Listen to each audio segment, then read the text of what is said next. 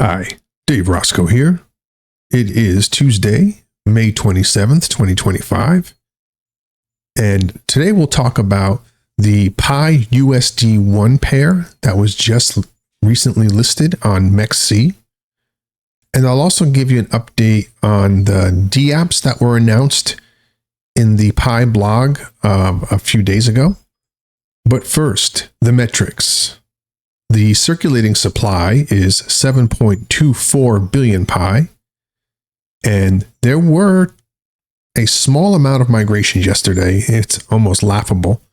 The migrations totaled 23,674 Pi, representing 47 user accounts. Not quite sure why, but they're there, so I'm reporting on them.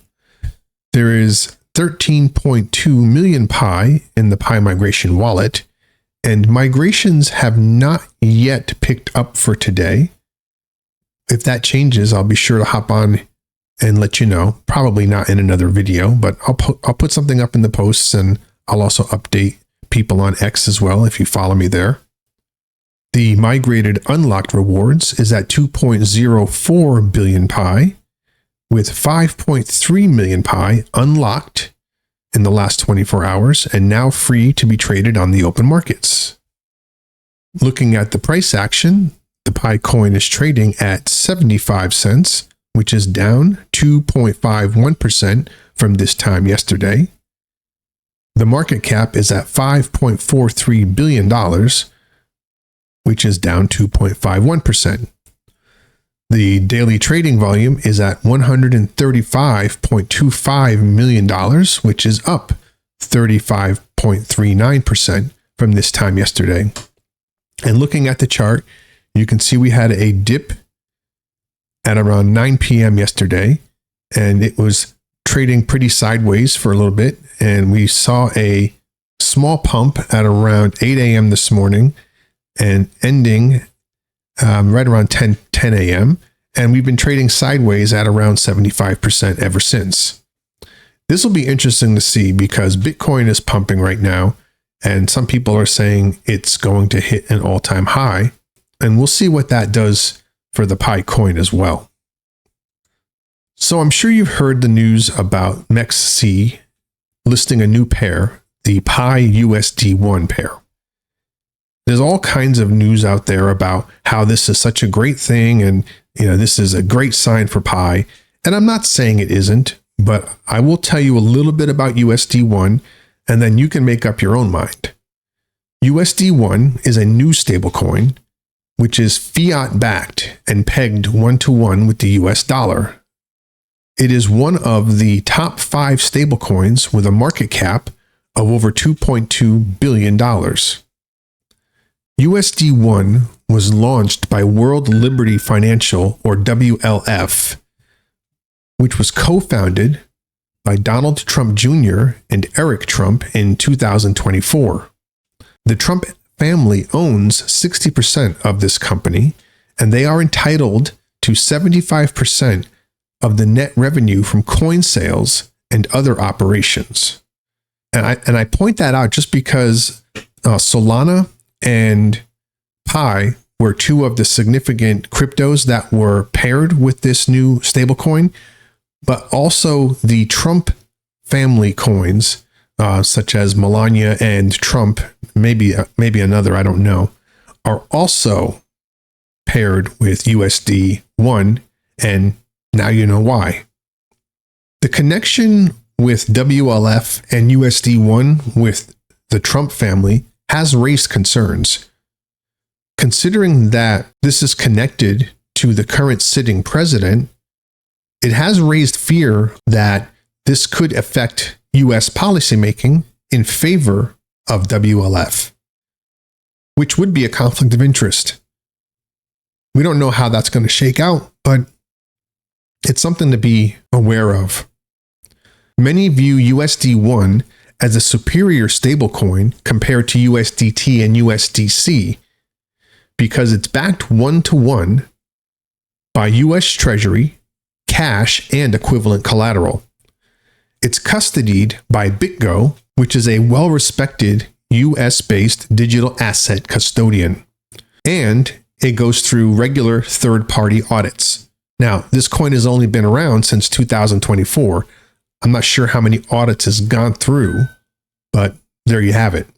USDT, on the other hand, has seen its share of controversy due to its opaque reserve information. And USDC saw significant exposure of $3.3 billion during the Silicon Valley Bank collapse. So that's a little bit about USD1. And MEXC is ahead of the pack and listing the Pi USD1 pair. I don't necessarily see this as such a huge announcement, but it is good, I guess. Until we hear otherwise, there's no reason to suspect that USDT and USDC are not legitimate stablecoins, despite their controversy. I know we've seen some failed stablecoins in the recent past, but there's no indication that that will be the case with either one of these. Although USDT, I believe, is being pulled back in a lot of markets due to lack of regulatory compliance. Take the news however you see fit. If you think this is a big deal, that's fine.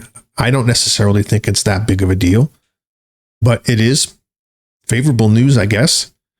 It appears to be a more transparently managed stablecoin and seems to have strong ties to actual US currency, which can only be a good thing. But like I said, the currency is only a year old. Who knows how this is going to shake out? Recently, the Pi Core team put out a blog post announcing 5 new ecosystem apps. And I didn't have the list at the time, so I do apologize for the delay, but I wanted to come back and just let you know what they are. In this image, you'll see 5 apps, and these are the 5 apps that were part of that announcement. Of these 5 apps, only one of them is a Pinet app, as indicated by the other 4 having that red exclamation point. In case you don't recall, a Pinet app is one that has been integrated with the Pi SDK and operates within the Pi browser. It doesn't take you outside to an external website. All of these other apps do. That doesn't mean it's verified, however, and a lot of times you'll click on these that have just the M thinking that they're completely blessed by the Pi Core team, and that's not the case. All it means really is that it is integrated into the Pi ecosystem via the Pi browser and doesn't take you to a third-party website. It also has the ability to work directly with Pi wallets for exchange of Pi coin, which is another plus, and it integrates the Pi authentication, whereas these others would have some other type of authentication that's not directly linked to the Pi app. So keep that in mind. But going over these very briefly, we have the Pi Global Market, which is a franchise marketplace app. TX Pi Price, which is a real-time Pi price tracker. And there's lots of features in there that give you different views on what the price is based on currencies and that sort of thing. And also coin pairings. BS MonPi, which is an e-commerce platform.